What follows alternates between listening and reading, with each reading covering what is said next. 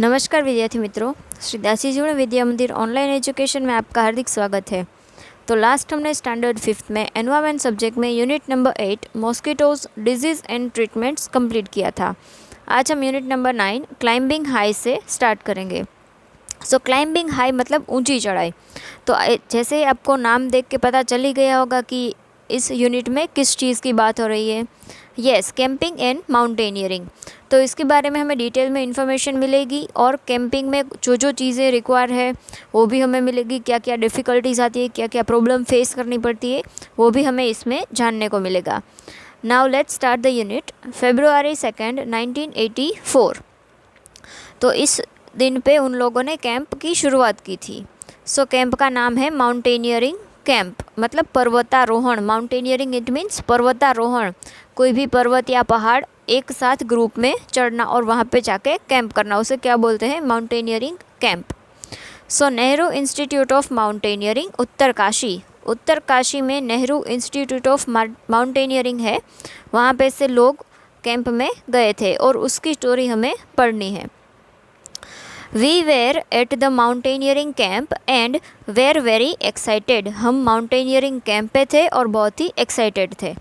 20 of us were teachers from Kendriya Vidyalaya, केंद्रीय विद्यालय के 20 टीचर हमारे साथ थे। There were other woman from banks and other institute, वहाँ पे जो दूसरी महिलाएं थी वो बैंक से या फिर कोई अदर इंस्टीट्यूट से थी। Today was the second day of the camp, आज दूसरा दिन है कैंप का। In the morning as I got out of bed and put my foot down I screamed in pain. दूसरे दिन जब ये जो राइटर है वो उठे और जैसे ही अपने पैर बेड से नीचे रखने वाले थे तो वो एकदम से चिल्लाए, दर्द भरी चीख निकल गई उनसे। अब ऐसा क्यों हुआ? I remembered yesterday I walked 26 kilometres with the heavy rucksack on my bag. उनको अचानक याद आया कि कल तो मैं 26 किलोमीटर्स चली थी। रक्सेक मतलब माउंटेनियर्स जो होते हैं वो अपना बैग लेके जाते हैं, उसे क्या बोलते हैं? रक्सेक। तो वो उन्होंने पीठ पे उठा के 26 किलोमीटर वॉकिंग की थी, इसीलिए उनके पैर बहुत ही दर्द कर रहे थे। I was afraid to go back to steep climb and the rough narrow path। वो वापस जाने से भी डर रही थी क्योंकि वो 26 किलोमीटर चल के आई थी, जो स्टीप क्लाइंब मतलब खड़ी चढ़ाई थी और रफ नेरो पाथ थे, तो वो वापस जाने से भी डर रही थी। With tears in my eyes, I started walking slowly towards the room of Brigadier Gyan Singh, the director of our adventure course। आँखों में आंसू थे और मैंने जो हमारे ब्रिगेडियर ज्ञान सिंह थे उनके रूम में जाने के लिए वो स्लोली चलने लगे। ब्रिगेडियर ज्ञान सिंह कौन थे? The director of our adventure course. I was thinking of what I would say to excuse myself from that day's trek. वो क्या सोच के जा रहे थे कि आज के दिन के ट्रैक के लिए मैं नहीं जाऊंगी तो मैं उनसे क्या कहूँगी, ये सोचते सोचते वो चलने लगे। Suddenly I heard his deep voice from behind, और अचानक मुझे पीछे से उनकी आवाज़ सुनाई दी। Madam, what are you doing here at breakfast time? सुबह सुबह नाश्ते के टाइम पे आप यहाँ पे क्या कर रही है? Hurry up otherwise you will have to trek on an empty stomach. जल्दी कीजिए वरना आपको ट्रैक पे खाली पेट जाना पड़ेगा। सर आई कुड नॉट से एनी मोर। वो सिर्फ सर ही बोल पाई, उससे आगे कुछ बोल पाए नहीं। You have come to tell me that you have blisters on your feet that you can not walk, isn't it? तो सर ने सामने से बोला कि आप मुझे कहने को आ रही थी कि आपके पैर पे ब्लिस्टर्स मतलब फोल्ले है। ગુજરાતીમાં આપણે કહીએ ને ફોડલા થયા હતા એના પગમાં, તો એ ચાલી શકે એમ નહોતા। તો એના સરે કીધું કે ભાઈ હા તું ઈ જ કહેવા આવે છે ને, ઇઝન્ટ ઇટ, એમ એ રાइट? सो आंसर देती है, जिनके पैर पे फोल्ले पड़े हैं वो आंसर देती है, यस सर मैं यही कहने आ रही थी। Then that is nothing new, now get ready quickly. चलो ये कोई नई बात नहीं है, जल्दी से रेडी हो जाओ, मतलब तुम्हें ट्रैक पे तो आना ही है। Now on the next page, with a sad face, देखो अभी उनको बोला कि भाई तुम्हें चलना तो पड़ेगा, तो वो सैड हो गई। फिर I rush back to get ready, और वो रेडी होने के लिए चली गई। I had just turn when I heard his voice again, मुझे फिर से आवाज़ सुनाई दी उनकी और मैं टर्न हुई। Listen madam, you are the leader of group number 7, सुनो मैडम, आप ग्रुप नंबर 7 की लीडर है। You will have to help those members who has difficulty in climbing the mountain.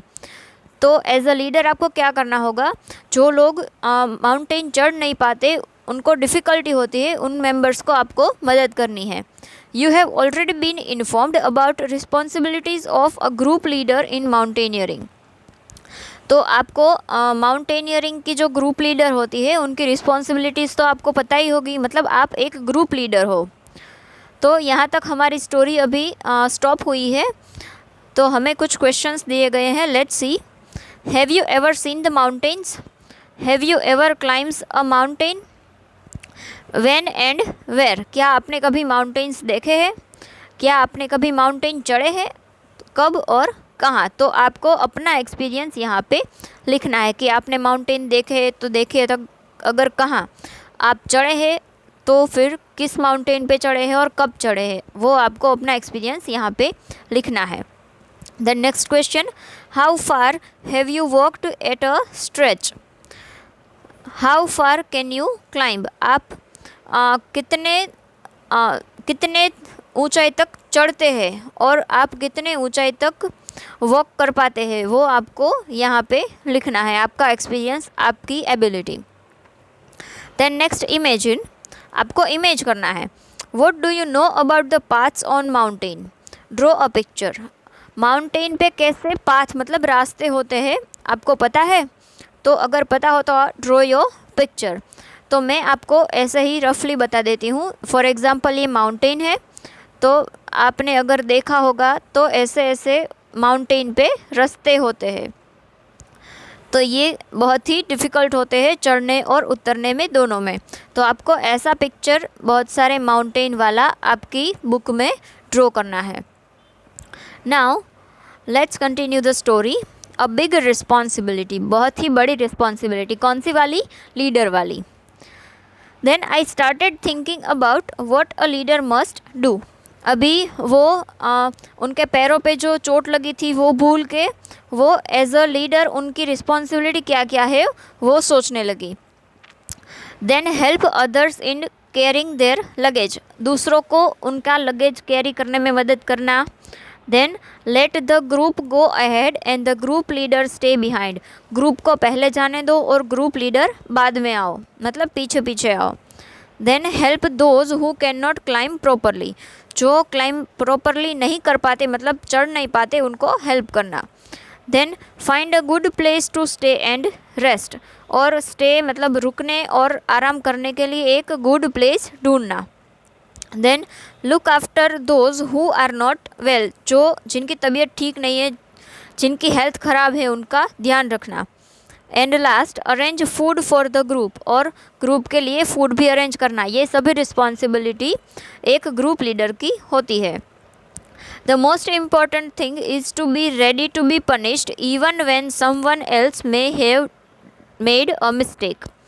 देखो मोस्ट इम्पॉर्टेंट थिंग क्या है कि अगर कोई दूसरे की भी गलती हो तो उनकी सज़ा भुगतने के लिए ग्रुप लीडर को तैयार रहना पड़ता है। Then I realised that there was a special kind of discipline here, और तभी मुझे रियलाइज़ हुआ कि यहाँ पे कोई स्पेशल टाइप की डिसिप्लिन है। I wondered whether the camp would still be fun for me, लेकिन मुझे वंडर हुई मतलब कि ये जो कैंप है मेरे लिए फ़न ही होगा। Now page number 78, group number 7। तो हमें इस पैराग्राफ में इंफॉर्मेशन दी गई है कि ग्रुप नंबर 7 कैसा था। Let's read. Group number 7 included girls from Assam, Manipur, Mizoram, Meghalaya and Nagaland.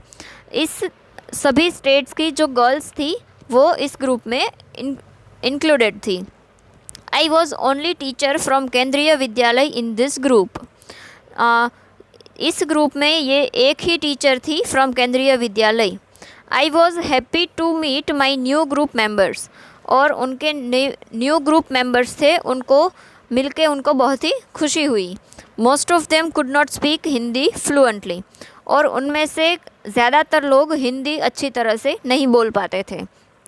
I still feel bad then after being together for 21 days, I could not talk even once with Khondobi from Mizoram.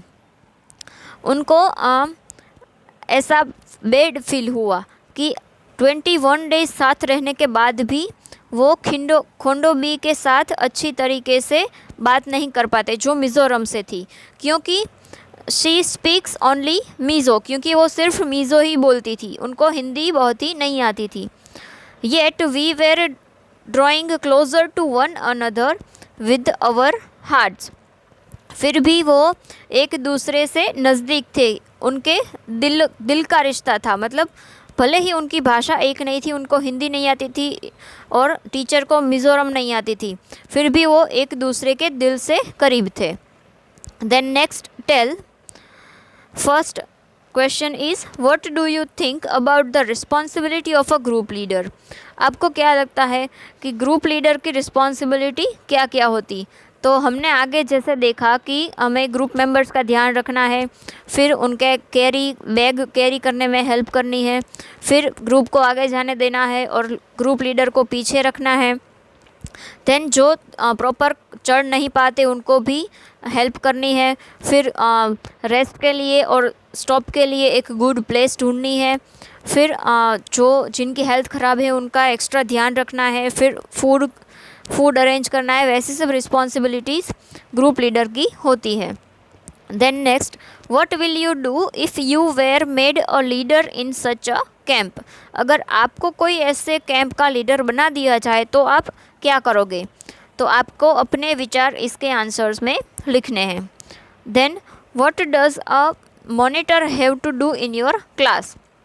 आपके क्लास का monitor है, उनकी responsibility क्या क्या है, वो क्या करता है, ये आपको ऑब्जर्व करके यहाँ पे लिखना है। Then would you like to be a class monitor, Y.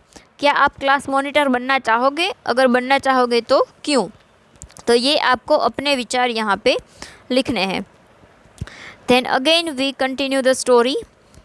February 5th 1984, अभी February 5th आ गई। तो अभी कौन सा टास्क है, क्रॉसिंग द रिवर, मतलब नदी को पार करना है। अभी नदी को कैसे पार करते हैं, let's see. We got vitamin C, iron tablets and hot chocolate milk in our breakfast. हमें ब्रेकफास्ट में क्या क्या दिया गया है, विटामिन सी और आयरन की टेबलेट और गरम चॉकलेट वाला दूध। ऐसा क्यों, क्योंकि these were give for strength and to keep us warm in the cold place. क्योंकि ये सभी चीज़ें हैं वो शक्ति देती है, स्ट्रेंथ देती है और ठंडी में भी शरीर को गर्म रखती है। Then every morning there would be a medical checkup of us, और हर सुबह उनका मेडिकल चेकअप भी होता है। Then we tied our bandage and counted the days left. तो हमने हमारी पट्टियाँ भी बांध ली थी और अभी कितने दिन बाकी है वो भी रोज़ रोज़ गिन रहे थे। After an 8 kilometres trek we reached a river. 8 kilometre के ट्रैक के बाद वो लोग एक नदी पे पहुँचे। There was a thick rope tied across the river. River के ऊपर एक मोटी रस्सी बांधी हुई थी। From one bank to another, एक किनारे से दूसरे किनारे तक मोटी रस्सी बांधी हुई थी। The rope was tightly fixed to pegs और pitons on both the sides. Rope किससे बांधे हुए थे, एक खूंटे थे दोनों तरफ, या फिर पिटोन्स मतलब स्पोर्ट्स इक्विपमेंट जो ट्रैकिंग में यूज़ होता है, तो उससे रस्सी बांधी गई थी। Then I was feeling nervous, मैं नर्वस फील करने लगी। I started thinking what would happen if rope came out. मैं सोचने लगी कि अगर ये रोप मतलब रस्सी बाहर निकल जाए तो क्या होगा। I was trying to estimate the width of the river. चौड़ाई रिवर की कितनी है वो मापने की ट्राई करने लगी। Now on the next page, our instructor tied a rope around his waist. तो इंस्ट्रक्टर ने अपनी कमर के आसपास रोप बांध ली। And put a sling, sling मतलब अ टाइप ऑफ हुक, और हुक उस रोप में बांध दिया। He then put the sling on the thick rope tied across the river. और जो रिवर के ऊपर मोटी सी रस्सी बांधी थी उसमें उन्होंने ये हुक उसमें फिट कर दिया। Then walking through the icy water he went to the other side. फिर आइसी वाटर मतलब बर्फ़ वाले पानी में चल के वो दूसरी साइड पहुंच गए। Then no one was ready to step into the fast flowing river. जो फास्ट फ्लोइंग रिवर थी मतलब तेज़ बहने वाली नदी, उसमें कोई जाने के लिए रेडी नहीं था। Everyone was pushing each other to go first. सभी एक दूसरे को पुश कर रहे थे कि भाई तुम पहले जाओ, तुम पहले जाओ। I stood last in the line hoping that no one would see me. मैं लाइन में सबसे बाद में खड़ी हुई थी ताकि मुझे कोई देख ना पाए। But our instructor came to me with the sling and rope in his hands. तो हमारे इंस्ट्रक्टर हाथ में रस्सी और हुक लिए मेरे पास आए। I felt that I could not escape any more. मुझे लगा कि भाई अब कोई रास्ता नहीं है, मुझे ही जाना पड़ेगा। आई वॉज रेडी, मैं रेडी हो गई। But did not have the courage, लेकिन मुझ में हिम्मत नहीं थी। Sir could not guess my fear. Sir भी मेरे डर का अंदाज़ा नहीं लगा पाए। He called out loudly. फिर उन्होंने लाउडली बोला 3 चीयर्स फॉर संगीता मैम। उन्होंने बोला कि भाई 3 चीयर्स फॉर संगीता मैम, उनको जाने दो। एंड बिफोर आई न्यू, मुझसे कुछ पता चले उससे पहले ही, someone had gently pushed me into the water. किसी ने मुझे पानी में धक्का दे दिया। I felt as if my feet was frozen. मुझे ऐसा लगा कि मेरे पैर फ्रीज हो गए थे। I started shivering my teeth were chattering. मैं कांपना शुरू हो गई और मेरे दांत છે वो બકબક करने लगे। मतलब આપણે ગુજરાતીમાં કહીએ ને તો દાંત કળકળાવા માંડ્યા। Then I hold off the rope and started putting my feet firmly on the river bed। फिर क्या हुआ, उन्होंने रोप बहुत ही ज़ोर कस के पकड़ लिया और उनके जो पाँव थे वो मजबूती से नदी के तल पे रखे। As I walked further in, the river got deeper and slowly the water reached up to my neck। जब वो आगे बढ़ने लगी, वॉक करने लगी, तो नदी और भी गहरी होती गई और जो पानी था वो उनके नेक तक पहुंच गया था। In the middle of the river, I lost my balance and started slipping। और जब मैं नदी के बीच में पहुंची तो मेरा बैलेंस खो बैठी थी और फिसल गई। I was so scared and felt so cold. मैं बहुत ही डरी हुई थी और बहुत ही ठंडी भी लग रही थी। The rope slipped from my hands. और मेरे हाथ से रस्सी भी छूट गई। I started shouting for help. और मैं हेल्प के लिए चिल्लाने लगी। I was sure that would be carried away by river. मैं श्योर थी कि नदी मुझे बहा ही ले जाएगी। बट नो, लेकिन नहीं। I found that I was tied with the rope to sling. तभी मुझे पता चला कि मैं तो रस्सी से और हुक से बंधी हुई हूँ। Hold the rope, hold the रोप। रस्सी को पकड़ो, रस्सी को पकड़ो। I could hear the shouts. और मुझे ये शाउट्स सुनाई देने लगी। somehow I managed to get hold of the rope and pulled myself forward। किसी भी तरीके से मैंने रस्सी को पकड़ लिया और अपने आप को आगे धकेला। I reached the river bank slowly with some courage. और मैं नदी के किनारे स्लोली पहुंच गई कुछ हिम्मत करके।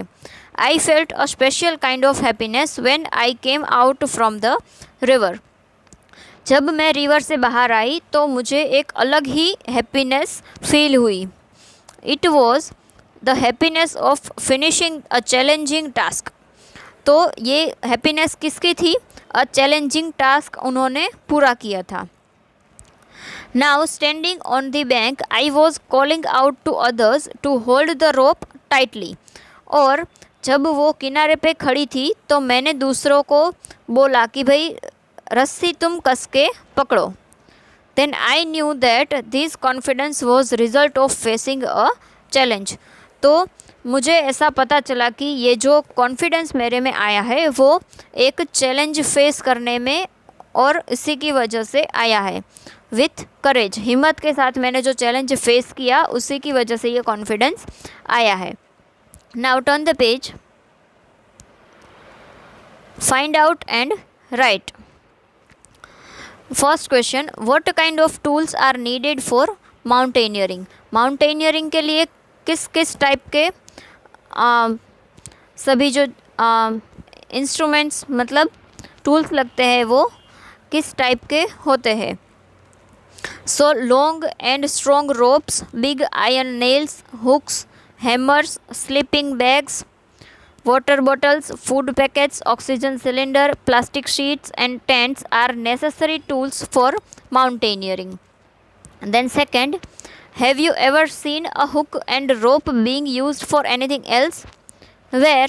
क्या आपने कभी हुक और रोप को किसी और चीज़ के लिए यूज़ होते देखा है? तो कहाँ पे? तो वो आपको यहाँ पे लिखना है। Then what else can you use if you want to cross river in the mountain. अगर आपको माउंटेन में कोई नदी क्रॉस करनी हो तो आप किस चीज़ का यूज़ करोगे वो आपको सोच के यहाँ पे लिखना है। Then why do we need extra energy on the mountain. Mountain चढ़ने के लिए हमें एक्स्ट्रा एनर्जी की ज़रूरत क्यों होती है? क्योंकि when we climb a mountain we go against gravitational force. Moreover the paths are rough, steep and have many twists and turns. So to climb mountain we need extra energy. Then next, have you ever heard of anyone who has done something adventurous? Then what? अगर क्या आपने कभी ऐसा सुना है कि किसी ने कुछ एडवेंचरस टास्क किया हो? अगर सुना हो तो वो कौन सा टास्क है वो आपको यहाँ पे लिखना है। Then last one, have you ever done anything adventurous? क्या आपने कभी ऐसा कुछ एडवेंचरस किया है? If yes, tell your class and write about it in your own words. अगर किया है तो आपको अपने वर्ड्स में यहाँ पे उसको डिस्क्राइब करना है। Then next, rock climbing. अभी नेक्स्ट इंसिडेंट है February 10th 1984 का। Let's start. We had to climb 15 kilometres reach to Telka village. Telka village है वो 15 किलोमीटर्स दूर है तो हमें उतना चढ़ना पड़ेगा उस गांव तक पहुंचने के लिए। It was at a height of 1600 metres. वो 1600 मीटर्स ऊंचाई पे था। अवर रक सैक्स, हमारे जो बैग्स थे उसमें कौन कौन सी चीज़ें थी? Had all that we need, food packets, water bottle, rope, hook, plastic sheet, diary, torch, towel, soap, wind cheater मतलब one type of jacket, whistle, glucose, चेगरी, ग्राम मतलब चना and some of other snacks. इतने सारे चीज़ें हमारे bag में थी। We could see fruits and vegetables growing in the step field. हम जहाँ पे चल रहे थे वहाँ पे हमने फ्रूट्स और वेजिटेबल्स ग्रो हुए भी दिखे। We saw colonel Ram Singh standing on a 90 metres high flat rock with pegs and ropes.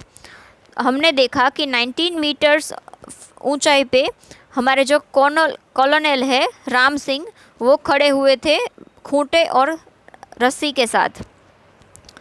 Then we had been told first to observe the rock carefully and to identify hold places where we can put our hands and feet.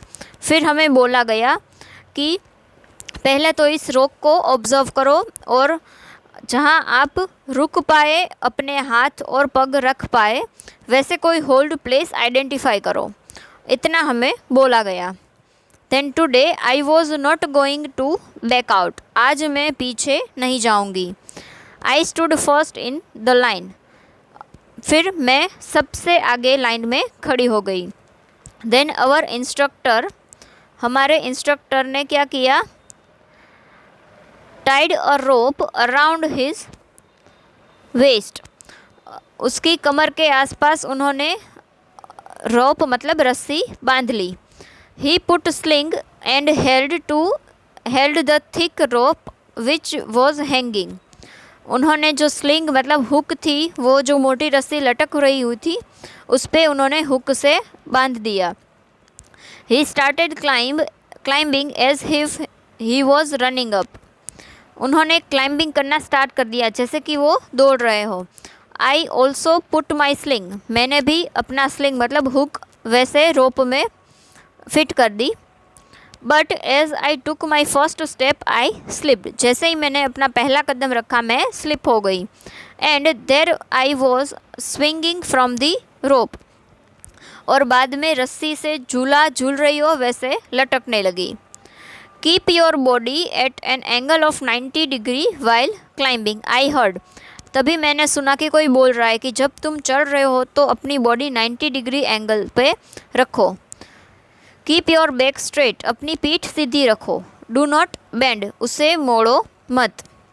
Then keeping it this mind, और ये मैंने दिमाग में रखे हुए, I experienced the rock as a flat ground and started to climbing up, मैंने ऐसा experience किया कि जो रॉक है वो फ्लैट ग्राउंड है और मैंने चढ़ना शुरू कर दिया।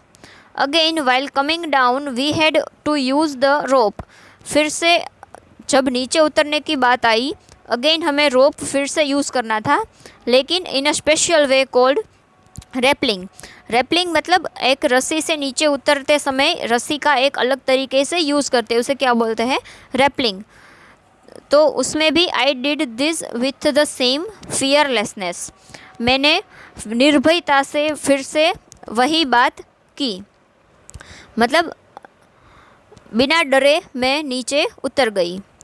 Then tell, have you ever climbed a tree? How did you feel? Where are you scared? Did you ever fell down? क्या तुम कभी ट्री पे चढ़े हो? देन आपको कैसा फील होता है जब आप कोई ट्री पे चढ़ते हो? क्या आप कभी डरते हो? क्या आप कभी ट्री पे से नीचे गिरे हो? तो आपका एक्सपीरियंस यहाँ पे लिखना है। Then have you ever seen someone climbing a small wall? क्या आपने कभी किसी को छोटी सी दीवार चढ़ते हुए देखा है? What do you think is the difference between climbing a wall and climbing a high rock? क्या कोई छोटी सी दीवार चढ़ना और कोई पहाड़ चढ़ने में कोई डिफरेंस है? तो आपको अपने विचार यहाँ पे लिखने हैं। So students, we are keeping up to this for this video. We will continue this chapter in next video. I hope you have understood it properly. If you have any kind of doubts, queries, you can anytime call me or comment in the comment box. Thank you students.